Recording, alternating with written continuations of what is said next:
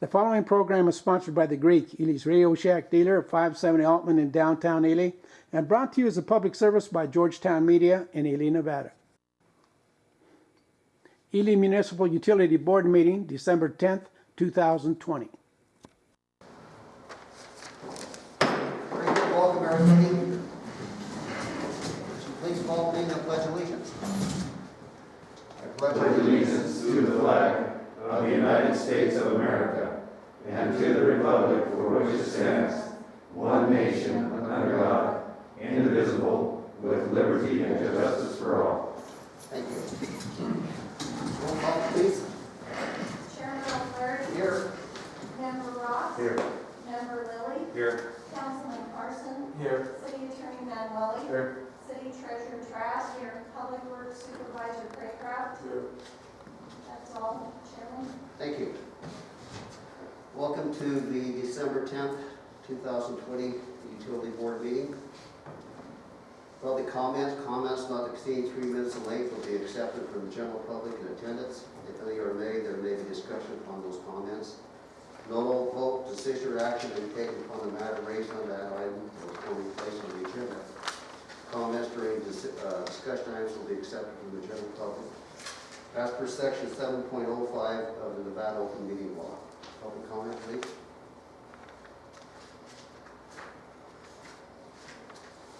Morning, George. Morning, Mr. Chairman. Thanks, sir. Mr. Chairman, the building for my property located at 490 High Street has not been corrected to date. I paid the landfill billing for all the time that I had the property, including the penalties, which you folks wouldn't write off, or you've written them off for everybody else. I remind you, you've treated others differently, and their penalties have been dismissed. I have been diligent in telling you of the discrepancies, yet you continue to misbill me. My recent bill for the property is $1,347.76, yet I pay every month. You need to hire a person with a degree in accounting as required by Ely City Code.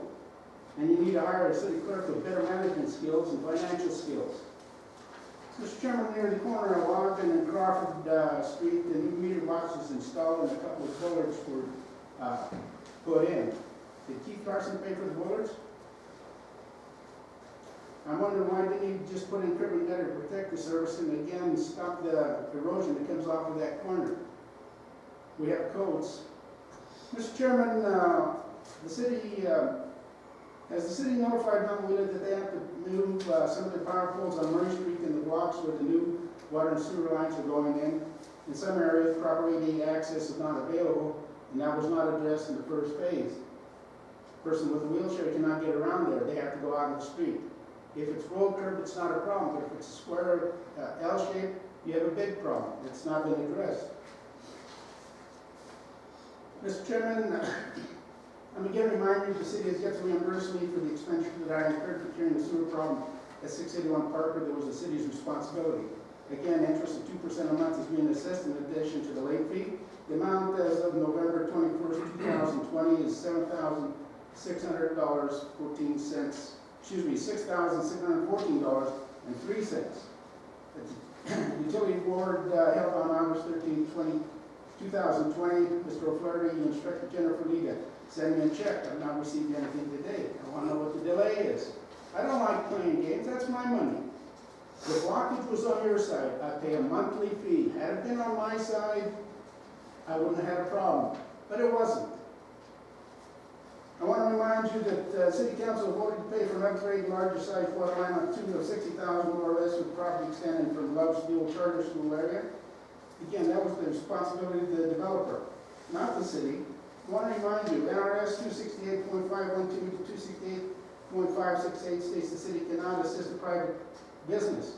You're giving thousands away, yet you won't give me what's due to me for a simple sewer problem, and I pay on a monthly basis. And that needs to be cleared up, Mr. Chairman. Mr. Chairman, on numerous occasions I have asked, and I've presented a request for public information in regard to former councilwoman Thanks, George. Receiving thousands of dollars. Thank you, George. I'll be back. I need an answer also, sir. Thank you. Any other public comment, please? public comment, we'll move on. Consent agenda, these items may be approved in one motion by board as its first action of business under for discussion and possible action item. Approval of consent agenda for each of these items. Board members may remove any item from the consent agenda by notifying the board chair. We have the minutes of November 12, 2020. We have a motion to approve the consent agenda, item 3A-1 minutes. I approve. Have a motion, we have a second. I'll second.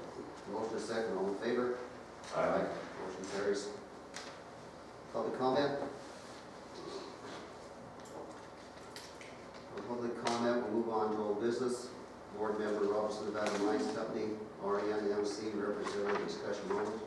Update the utility board on the Robinson Nevada development, pit development, and water mitigation efforts within the city of Vigo. Mr. Chairman, I received an email from Frederick this morning.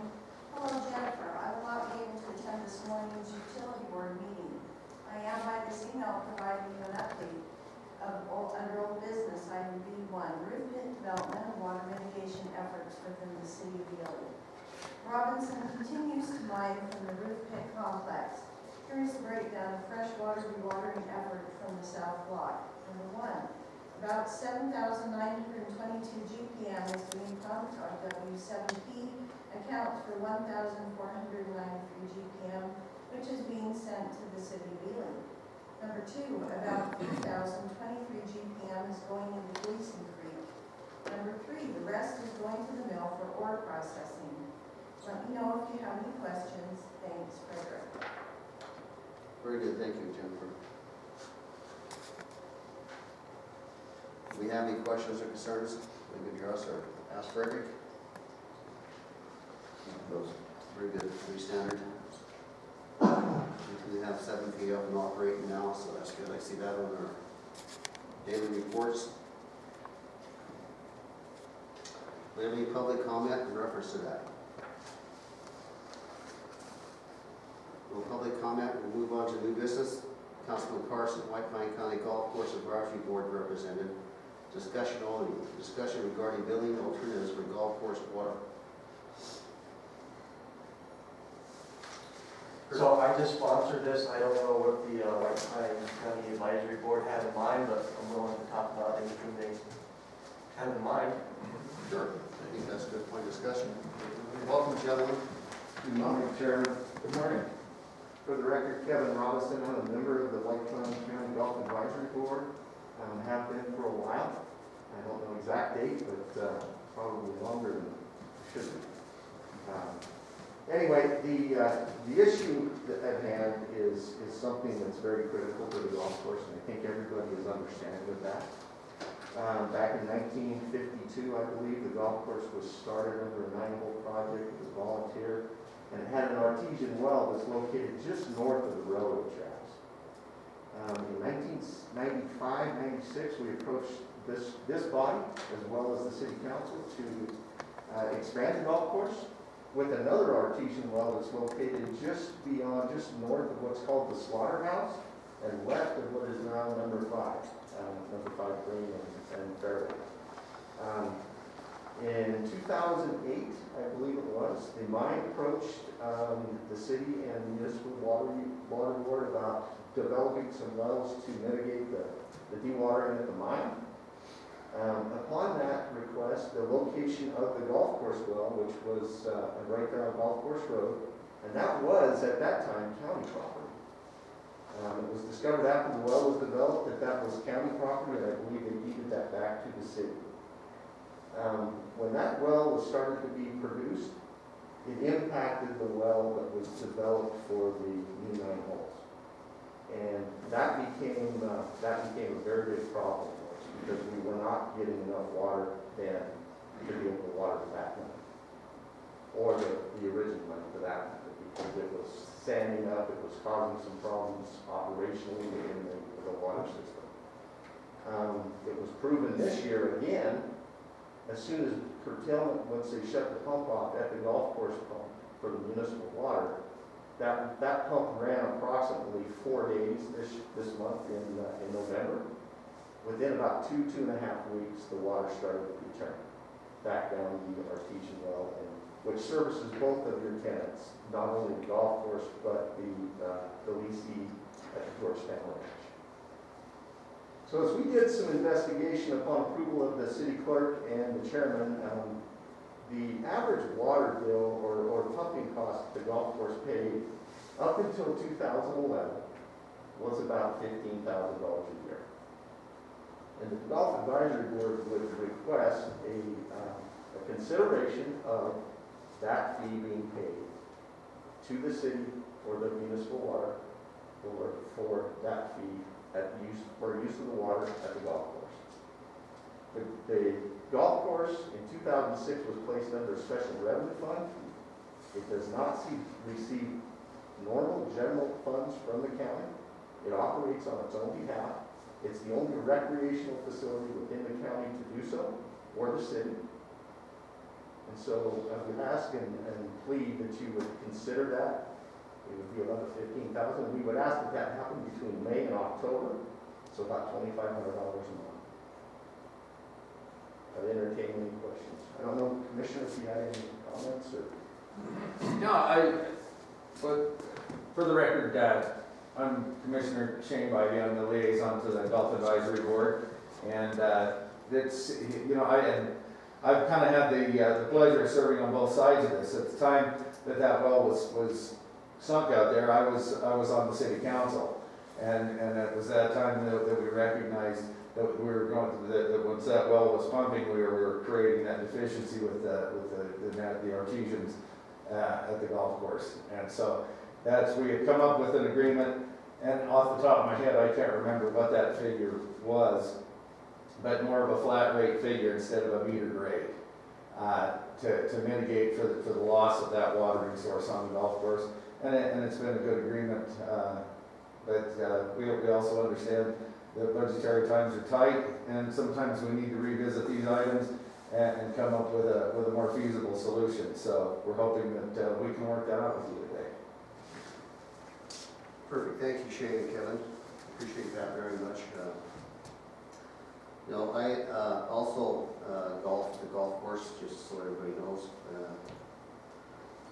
Of course, I'm not as good a golfer as these guys, but I mean, I do golf, try hard.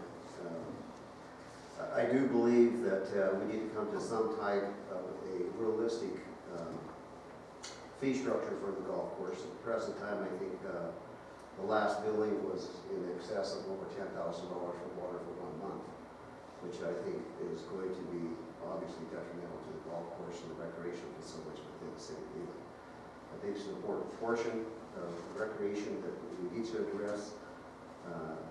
What they're proposing, I think, is a realistic approach. The wells definitely did have a fact. The new golf course well did definitely have a factor on the production and flow of the two existing wells. The ages are getting old also. There's some other factors too that I think we need to take into consideration in reviewing this. One, the property the golf course is sitting on is not entirely on the county. It's shared with the city of Ely. So I believe there is some responsibility maybe within the city of Ely to assume or come to some normal agreement as far as water fees and so forth. The other thing that you know, I think that should be a consideration is that the well was originally put on the county's property, and that was my mission, was to give it back to the city of Ely. I do feel that their request is not abnormal. In fact, more than fair. If you look at the annual costs for power that the golf course well actually uses, the reimbursement for the golf course is actually more than power. So I think these are something that should be considered. You know, and another point, you know, if you look at the golf course and compare it as a park or any other recreational facility within the city or the county, I mean, I want to ensure the city, you know, monitors the water consumption in any of our parks or fee structures. So I just feel that, you know, being fair on both parties, this is a good conclusion and one we hope that city council will consider. So I'd appreciate comments from within the board. Do you know why we stopped back in 2011? why that was the last payment. You said back in 2000 was the last time that the city reimbursed the golf course. Do you know why we stopped after 2011? Is there any history behind that? I'm sorry, Member Lilly, but the comment was, that's when we actually stopped using the wells, the two artesian ones. Okay. That's when the tap was made for the golf course pump that's existing now for municipal water. That's when that tap was created. And so the water started to flow to the golf course in 2001. Gotcha. Sorry for that. That's okay. Yeah, those were the actual costs to run the pumps Up to till- water the golf course at that time, correct? Okay. There has not been significant change in the rate structure. Since then, Yeah. I can't imagine, yeah, it would be any different over the years. Okay, no other questions for me. And just for the record, remember, I actually work for Mountain View as well. So the one problem I do have with the flat rate, I guess my major concern would be, once somebody's on a flat rate, it seems like they have a tendency not to conserve water. I've noticed that in my work, it's kind of hard to enforce any kind of restrictions at that point because you're charging a flat rate. And now we're kind of in a different position with 6 and 7P because we're only getting half of the water we should out of there. We're only getting, 1,400 gallons a minute as of today, and that's quite a lot less, almost half of the 3,000 gallons we're getting. So the city's having to pump other different wells around town to make up for that 1,500 gallons a minute. So I'm guessing more than willing to work with you guys, but gonna take a little bit of thought to put into this for sure. And if I might, Councilman, we talked at the Golf Advisory Board. We want to pursue some avenues that help us conserve water. I think it's in everybody's best interest. And the watering system that's in there now is approaching 28 years old. And so our goal as a board is to go out and try to achieve some grants through various entities to be able to put in a more modern system that we can actually do remotely, that we have some control. Again, the golf course, actually both nines, was installed by volunteers. And you have some expertise in flow and pipes and different things. We have a number in the spring, a number of breaks and different things because it's not installed correctly. But we can make some things happen out there, and it take us some time. Sure. But we all understand conservation of water is critical for the entire area.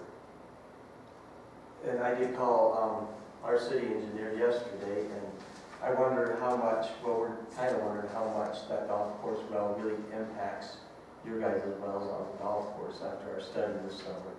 It looks like we might have only gone for 4 or 5 feet. If that was really the case, would you guys be interested in if we could work hand in hand and develop some better wells for you guys? Or I think we would have to consider that, but I would hope that this body would understand that it impacted us. We were the first tenants. That would be strictly on this body to make sure that that was. look at the impacts and who could possibly be liable for it. And consider that you're gonna draw out of the same aquifer still. Right, correct. So, are we gonna be mutually beneficial if we just stay partners, or if we go on our own? Sure, right. We still have to have that goal of conservation. Yeah, for sure. Yeah, my fear with that is we just create a contest. We see so we go and sink wells deeper at the golf course, and then it impacts the city well, and then all we've done is just flip the situation, and it doesn't get us anywhere. Exactly. One thing too to take in consideration, Kurt, and being on some of the same boards and working with Robinson Nevada Mines, one of the things that we were trying to realistically try was to find out what impact the golf course well might have on other wells within that vicinity. Exactly. Okay, and all due respect, that does kind of help us by pumping more water to see what negative effects might affect other wells. So, and we are, kind of achieving that goal by pumping more water, because obviously the city of Ely is only pumping about 800 gallons that the city can actually use. based on the line distribution. So there's some positive aspects of the golf course using that well to see if it is going to affect other wells in that vicinity. So I think that needs to be a point of consideration too. Oh, yeah, yeah. I know our city engineer does not have anything to say about this. George, with this. You see the gooseneck? Yeah, that's a pretty good thing. Yeah, How long did it take you to get this? older than you are, you're still looking to see whether you had an innie or an outie. Yeah, this is pretty good. What Kurt was referring to, he gave me a call yesterday, and the only thing that we recently have that new data that we had our meeting after the last utility board for our negotiation committee with the mine. On that data that they provided us, if you look on that graph, we had just this last summer or whatever, they put in the monitoring of our wastewater treatment plant monitoring well. They put some monitors down in there. And based on what I was saying on there, that's what Kurt was saying, if you look at that thing, when our wells turned on this summer, the water in the wastewater treatment plant monitoring well, looked like it fluctuated about 4 to 5 feet through there. What we don't have is that same data that we were looking for. Kevin kind of mentioned it may have recovered by now, because he says 4 days after everything seemed to come back. And so, but we did not have that in our data yet, because we were still pumping when that data provided to us. So when we get that new data back, you might come back and be able to see that. And so what I had said to Kurt was, maybe that is an option to come in here that, your artesian well is dropping some or whatever, maybe the best, because I believe it would be beneficial to the city of Ely, because our demands, we're on the cusp, we can cover our high peak demands, but there's no questioning that the golf course, the high peak, definitely impacts our summer demand. And if we can come back in here and reduce by, like what Kurt said, we improve or we do some type of improvements out to that well to make that well efficient so that you guys get all the water and everything else that you want to do, that would be beneficial from the city side from the standpoint. Now our demand during the summer is not 4,000, including their irrigation thing per minute. It may only be 3,500 gallons a minute in our peak during the summer, which would put the city in a much better situation. And as a part of that, if we got to do something in this basin to mitigate the city's need for additional water, it would be cheaper to make improvements to an irrigation well than it would to put a new municipal well in. Municipal well just got so many more restrictions that come with it. It would be double the cost of an irrigation well. And if it's in fact, we can actually come back and just improve that well. Maybe we can scrub it, clean it. I think in the past, the county may have always tried to piece things together, keep it, I think, as affordable as they possibly can. But if we did somehow come to an agreement, work together, and get this well functioning and with new modern equipment, hopefully that would be beneficial to all parties. No, I understand what you're saying, BJ, and we don't truly know what the impact of the golf course well was on the two artesian wells, because those were never monitored. Okay, I can tell you, I do believe it was much more than 4 feet, because it took almost a month before the water would recover. Okay, so, I know that's some unknown, but as you know as well as I do, if the water table drops 30 feet, 40 feet, or 50 feet, that has a direct,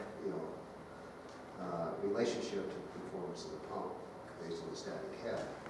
So I reiterate, in our discussions on the other boards, we want to see what impact that golf course well is going to have, on surrounding wells. And one of the ways to accomplish that is by pumping it more. And the golf course is actually providing that means. No, I agree. That's exactly what we're looking at with that data coming from the mine, was to see what that long-term impact would be to everybody else around that adjacent area. And if you were to draw a line from the golf course well to the monitoring well at the wastewater treatment plant, this line would probably cross through your well right there off the number. You said number 5? Yeah. It's basically in line with number 5 there, so about halfway between there. So, you know, the data, for what it's worth, the data that they provided to us, my assumption would be relatively similar to that because it is basically straight line. You know, I just, you know, I mean, obviously we're an advisory board, but I do think we need to come to some means of agreement between the city and the golf course. I mean, I can tell you the current rate that we're charging, if it's a per gallon basis, the golf course will be out of business.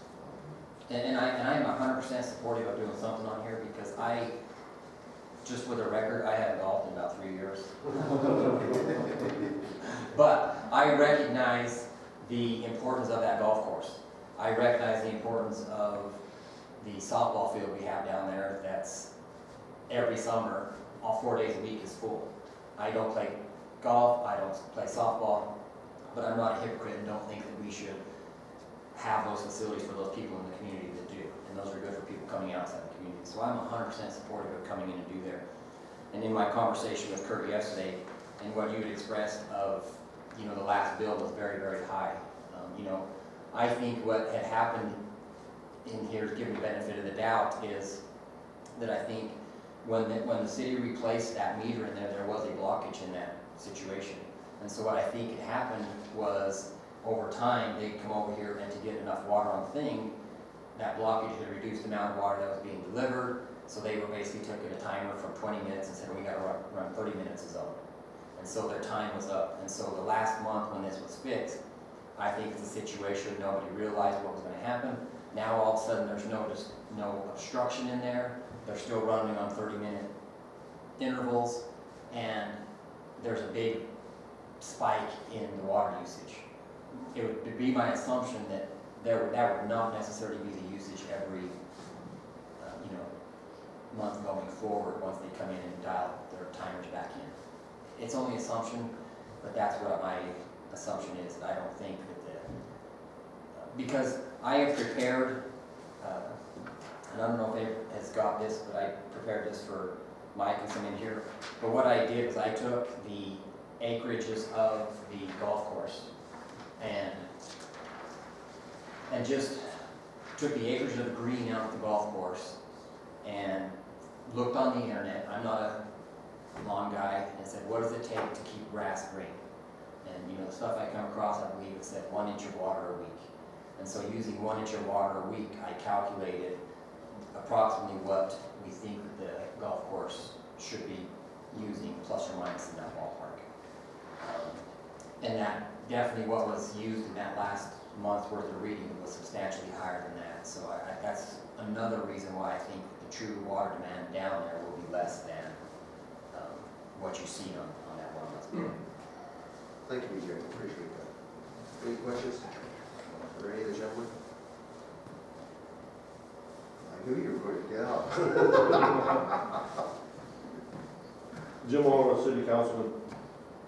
Make a couple comments on this here on the land swap. It was not, there was a land swap on where the golf course well 6 is at, or at the golf course well.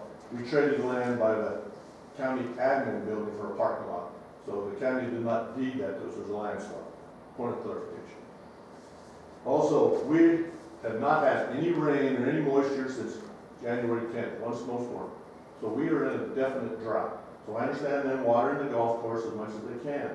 But has that got an impact on the amount of water not coming up in the well base? That's something to keep in mind. Another fact we got to keep in mind is the city is committed to a water conservation plan. Cut and dry. We have to do that. Another key important, the biggest water user we have right now is the golf course. USDA loans, unless we're getting paid for some of our water, we are not going to get no more loans. That's the bottom line of that right there. So we need to be real careful on what we charge and what we don't charge for the use of this water. You know, currently, and I agree that the water bill was high. You know, right now, the county owes us $18,708. They're getting a $450 penalty, late fee penalty. coming from a background of financials, I would have thought they would have said, here's our payment, but we're doing it under protest. So they're continually getting the $400 to $500 taxpayers, because they don't want to pay the bill because they're arguing it. I think that's poor fiscal management. As for Mr. Lilly's question is how come it was cut off, starting in 2011, here are the minutes. You're all welcome to go get them, pay for them. The mine started dewatering. Clarification, Councilman Waller, we can't charge for minutes. Oh, The legislature changed that. Okay, stay right here. Okay, so in 2011, the mine started discharging at the rate of over 7,650 gallons a minute. That's a lot of water. We only need 3,000 and some gallons. So the mine required that the water that was over and above being used through the city has to go to beneficial use. So it went straight to the golf course plus out in the desert. And these minutes will reflect this. Biden was on council at that time. Some days, there were, without even a pump, 432,000 gallons were going through the meter out there, without even a pump. Well, Flaherty mentioned the one well was sanded up. It would need to be replaced, documented. So, Calderwood mentioned at that time, their power bill was $22,000 a year to run those pumps.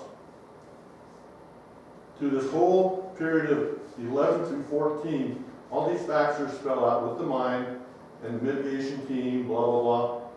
At one time, they had already pumped, or went through the flow meter, 32 million gallons. We were told at City Hall, I was the city clerk then, to record gallons going through the meter. I did that. I distributed it to the commission, to the council. It got to the point, I was told by the gentleman that sits in that chair, and Marty Westland, these numbers are not to leave City Hall. And that was, at that time, it was 111 million gallons went through the well at the golf course. Because the water was, the keyword free, no, it was excess water. The mine said put it to use. So they did. Everything was green, everybody was happy. It's all in the minutes. But we have to realize this, sure, but is the county planning? Did they budget since 2011? What did they do with the $22,000 for pumping costs? Did they make a fund for that? I have no idea what it costs to put a well in. Discussion came here today. Can we work together? No, we can't work together. So them or us. That's not it. You know, that's not going to cut that. We know that. And I could go through this and read to you a big paragraph in here. We know the mine is going to leave. We know the mine's going to quit dewatering. And they're going to quit dewatering. So the city's going to have to pump. Also, there's a comment in there from the city attorney at that time, Dean Day, when the water was going through, high demand came through, like BJ mentioned, we had to turn on pumps to make up water because our tank levels were falling for life safety measures. That's in here. It's documented. So my question is, what are we going to do? The county, you know, Councilman Bybee at that time stated, we as a city need to offer the olive branch. Work together, work together. First of all, biggest thing we're doing is getting the water from the city. I think that's a big olive branch, that's a whole freaking tree. We installed a $10,000 backflow preventer, city cost plus labor. We recently put in a new backflow preventer in excess of $6,000 plus labor. We did that. I think that's pretty good olive branch. I think that's a water meter, too. A water meter, I'm sorry, thank you. So, what we need to do is, before we talk any rates, let's have the county come to the table and practice a water conservation project. What are they going to do on reducing their flow? BJ mentioned, you know, turn the timer up. And our people have drove by and look out there at 6 o'clock in the morning, their water. I know nothing about golf, I played one time. I'll get that straight record on that. But I have no problem with it. I like it with golf, it's a good deal. It brings people to the community. But I'm afraid if we do any kind of rate reduction, this is the key thing. You want to do a flat rate, that's what the council and the talk about. But if you do a rate reduction, you got a lot of other users that use a lot of water. Some of the 4 main motels are using over 100,000, up to 400,000 gallons of water a month. The swimming pool is consistently 50,000 gallons a month. The duck pond is one of the highest users in the community. So if we do a rate reduction, it's just not gonna impact the golf course. To be fair, it's gonna impact all these other, give me a rate reduction, give the households. But what happens then, once again, I go back, we don't get no more loans from USDA. We've gotta do something about conserving water. There's a snow forecast in the next couple of days, high temperature 41, what's that gonna do? Again, we have not, no rain, till they had the water like that, we've all had the water like that. During that whole time, the mine was giving everybody quote unquote excess water. I'm not saying free water because we still had it chlorinated, that's chlorinated water. We lifted water restrictions, everybody was watering throughout the whole town, no problems. So I just want, make that clear that, everybody needs to understand that we're all in this together. But to give away money that the city needs, we're a municipality. I just read in the Elko paper, Ely's wanting 2,000 more people. They're saying we can house 2,000 more people. We need water for that. We can't give away our product. There's a value on it. The 2,000 new people coming to town, the Mount Weeder Power is not going to give them a break on power. It's going to be the rate the residents that have lived here for 48, 50 years are going to pay. Otherwise, we'd be hollering too. I know this is just a discussion item, and I'll bring this up again in front of the, whenever it comes up again, if it does, but once again, I want everybody to realize you need to go back and get the history on this here. What the mine stated, they're in the minutes of May 12th, May 26th, June 23rd, and I think there was one I couldn't get the prints on my phone. So, and I've got them all printed out. 2011? That May 12th, 2011, May 26th, 2011, June 23rd, and there was one more. July 14th. Okay, that's the one I And couldn't I'll print. email those out. Okay, and I couldn't print those there. But in those discussions, you got good discussions from them, Councilman Jimmy Norkness. He says, the request isn't to run the golf course well, the request is to use city water. That's another thing. Whoever named that the golf course well, it needs to be named something else because a lot of people think that well is just for the golf course. It is not. That is the end of the food chain. Tom Horn was here for the mine.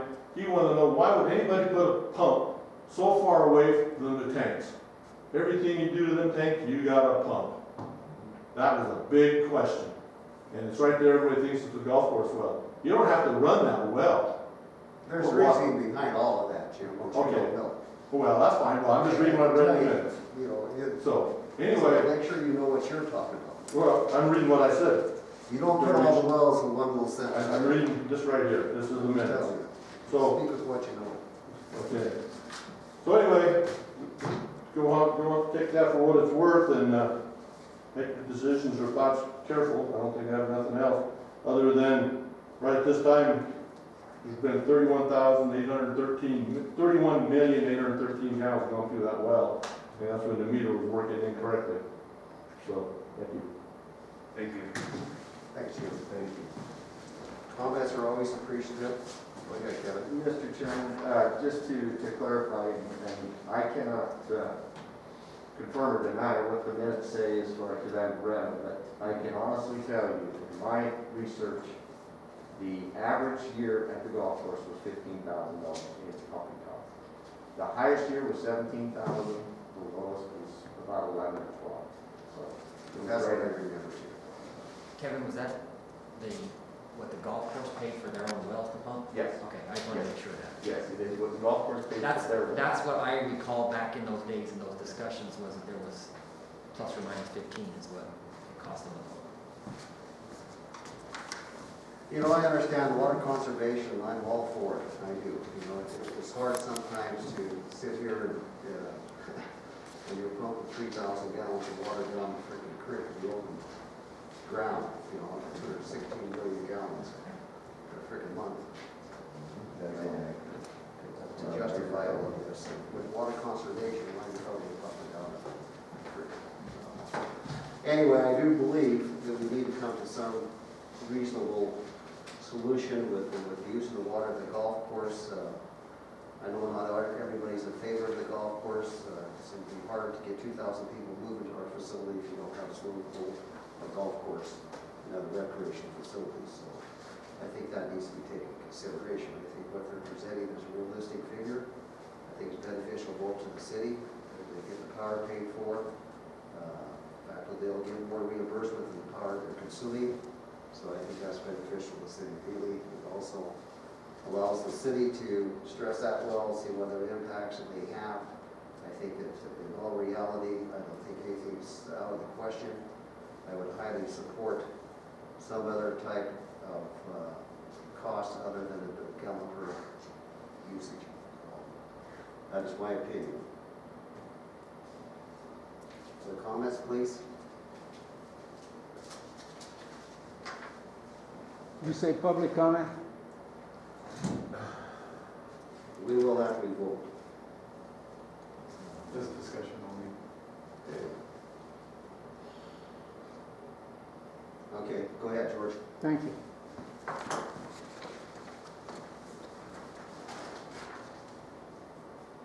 Mr. Chairman, whatever fees you come up with, they have to be fair and equitable, whether it's for the golf course or any other property in this community, commercial or otherwise. There are discrepancies in the way the city builds, and in particular, I want to point out my property at 490 High Street. The first bill I got, with the water not being turned on the whole time I've had it, or the time that the county had it, or the 4 or 5 years that it sat vacant, my first bill showed 59 cents outside water, $746 capital improvement outside water, and there's no such animal, unless it's for grease only. What we need to do is have a fair charge for whatever water is used. I feel for the golf course, but your accountants, your auditors have always said you have to show the true cost of doing business. And part of that is what your water usage is. Now, it's true that the golf course has lost a lot of their county funding, but the Fair and Rec Board has stepped up. They get a portion of the room tax. There are more than one grants that they get, and they're very generous. So a lot of that gap has been filled in. I can tell you for years I've asked, what's the usage out there? What are the promotions? I go to the Fair and Rec Board more than any of you here, and yet I've not gotten one response. What the usage is, what we're doing for promotion, what we did for tournaments. I remember one time the whole town filled up with golfers. Not now, you're lucky to fill up one motel with 3 rooms. There should be no break. Make it fair for everybody, but no special deals, period. I'm surprised that we went through 111 million gallons of water and not a dime collected. I want my billing corrected. I want you people off my back, and I'm tired of seeing all of this, and I want a copy of all the minutes that Mr. Oliver referred to. Thank you, sir. Any other public comment? Very good, we'll move on to item number 2. City engineer on the discussion of possible action, approval agreement of reimbursement of preliminary engineering costs between the Nevada Department of Transportation.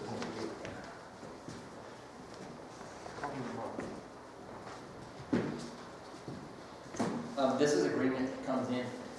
What happened with this project is they realized that as they got deeper into this project, they realized that the city improvements were there prior to the highways right. And so everything that has to do that is being modified, replaced, or anything else with this project. Time's up. NDOT is basically going to reimburse the city for those situations there. So this is just a reimbursement agreement that we have come together, and how they come to this agreement was based on, they prepared some situations and said, hey, in this area, the city is prior rights to us, and they just compared it, come up with a percentage of, based on the whole percentage. And this is actually going through phase 2 as well. So this isn't just phase 1. More of a formality. It's more of a formality, goes through everything, yes. You know, BJ, you're talking so close to that mic, you're starting to echo. I can hear it, but, You may have to just back up. There you go. I'm still learning. Any concern, questions for BJ in reference to this? Very good. We have a motion. Question. Motion to approve. I move. A motion approved. We got a second. I'll second. Okay, all in favor? Aye. Thank you. Very good. Public comment?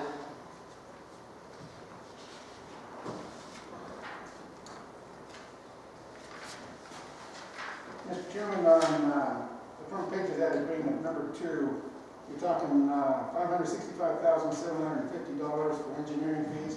Is that what the state is charging us, or I'm not following that?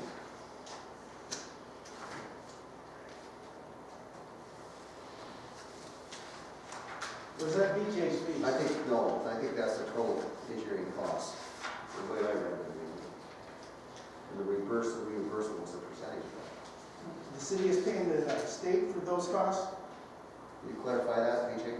That's total cost.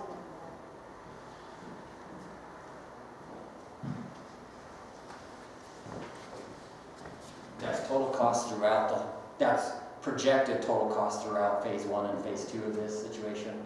And the state, I believe it's a 62% will basically pay 62% of that total anticipated cost. Thank you. Very good.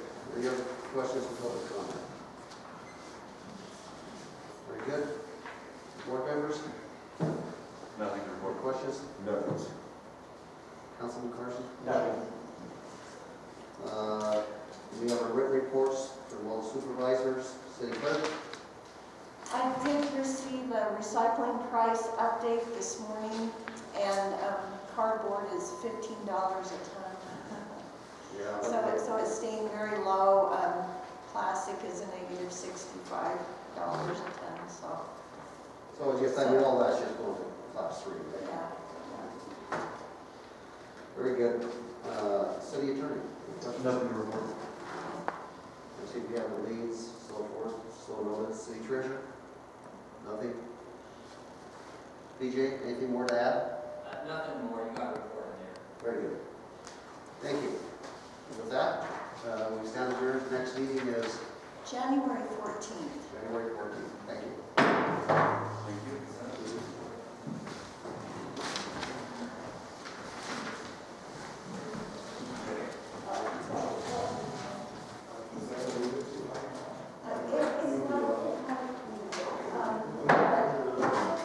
We didn't have final public comment.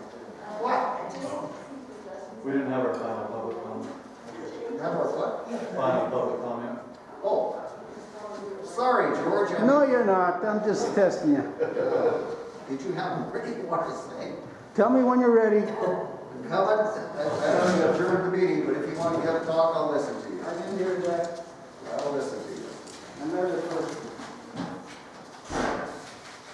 I left off in regards to that request for Joel Gardner receiving $1,000 from the city of Ely. I've yet to receive an answer on that, Mr. Chairman. He gave out $5,000 to $10,000, I'm not sure which, but Mr. Allworth and Jeanette Trask should have that. They were in the office at the time. I want to remind you at several previous meetings, I've reported that numerous RVs, possibly squatters, were setting up throughout the city. I want to know how many of them you built for landfill, for water, or sewer service. I want to remind you that I was billed by former city clerk Tim Allworth in the past when a runner of mine was visited by a friend in an RV that was parked alongside the property line. If no one was billed, then I want my money back with interest. The city and the staff will stop the blatant discrimination. I see RVs parked next to property all over town. Are they being billed like I was? I don't think so. If I'm wrong, prove it to me. I've given you pictures and I'm going to present them again. Throughout the community, dates are on there. Some are downtown in the parking lots next to the jailhouse.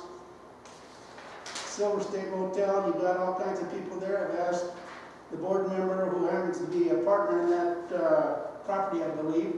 They got a business license, I'm still waiting. Silver State again. Silver State again. Silver State again. And don't include others that I've given in the past. We need to resolve this thing. Selective enforcement is killing this community, and in particular, me. And I'm not going to die easy. We need accountability, and someone needs to step up to the plate. Mr. Chairman, I've not received anything in regards to that 490 linear feet of 16-inch steel pipe that came out of the Murray Street project. The clerk either needs to account for that or resign, one of the two, and I don't care which. Mr. Chairman, on numerous previous meetings, Utility Board, I've asked if the billing has come back to City Hall. I want to know if you've corrected any billing errors that me and my family have been, where we've been misbilled. Again, you continue to misbill me, and you haven't given me credit on those properties that I've paid. How many times I got to come in here? I'm again requesting an itemized list of those billings of the properties that you've overcharged and corrected, if any. City needs again to hire a person with a bachelor's degree in accounting as required by city code. It doesn't say will, it says must. It doesn't say maybe, maybe not. We've got to stop this. Mr. Chairman, Chief Carson has failed to complete the valley gutter at Ruby and Orson, and he has failed to finish the curb and gutter along Ruby Street along his property. It's causing some erosion along the creek there. He has filed, let's see here. He had an RV on his trailer park. I want to know if he filed for a permit on that. I want to remind you that the Acquisette Trailer Park is closed because that woman was pushed out of business because that trailer park supposedly didn't allow RVs, but it looks like Mr. Carson can have it. I'll give you an extra 15 seconds for you. You're a kind man. Just kindly give me some information. Thank you, George. Thank you.